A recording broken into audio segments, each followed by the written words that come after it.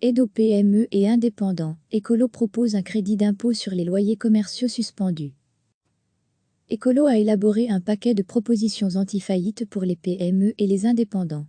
Il passe notamment par un crédit d'impôt qui permettrait aux propriétaires acceptant le non-paiement des loyers commerciaux pendant la crise de récupérer l'an prochain la moitié des montants non perçus. Il s'agirait d'un crédit d'impôt de 50% des loyers commerciaux non perçus pour les bailleurs pendant la période de confinement, à la condition que la réduction de ces loyers ait fait l'objet d'un accord entre bailleurs et locataires. Le bailleur y trouverait un intérêt s'il devait considérer que cette mesure permet d'éviter la faillite du locataire et donc la perte totale des loyers. Une autre mesure prendrait la forme d'une allocation redéploiement qui prolongerait le droit passerelle durant 6 mois si l'indépendant se fait accompagner par une structure d'aide aux entreprises. Lire aussi, crise du coronavirus, une vague de faillites attendue en Belgique. Quelles entreprises sont le plus à risque ? Cette aide, d'un montant mensuel de 1 200 € avec dégressivité mensuelle, serait conditionnée à l'obligation pour l'indépendant de s'inscrire dans une structure d'accompagnement qui élaborerait avec lui un plan de redressement.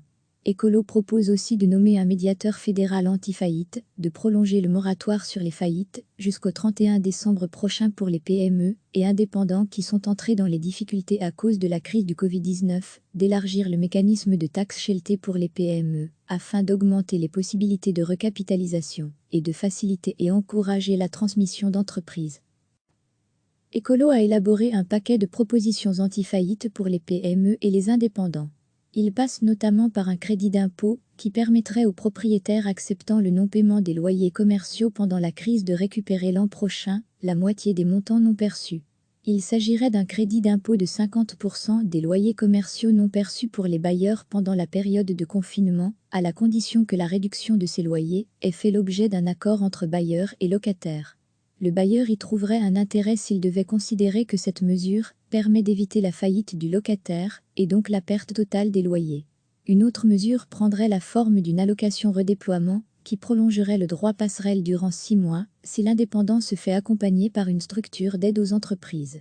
Lire aussi, crise du coronavirus, une vague de faillites attendue en Belgique. Quelles entreprises sont le plus à risque ? Cette aide, d'un montant mensuel de 1 200 € avec dégressivité mensuelle, serait conditionnée à l'obligation pour l'indépendant de s'inscrire dans une structure d'accompagnement qui élaborerait avec lui un plan de redressement. Ecolo propose aussi de nommer un médiateur fédéral anti-faillite, de prolonger le moratoire sur les faillites jusqu'au 31 décembre prochain pour les PME et indépendants qui sont entrés dans les difficultés à cause de la crise du Covid-19, d'élargir le mécanisme de taxe Shelter pour les PME, afin d'augmenter les possibilités de recapitalisation et de faciliter et encourager la transmission d'entreprises. Cliquez sur s'abonner pour recevoir les dernières nouvelles.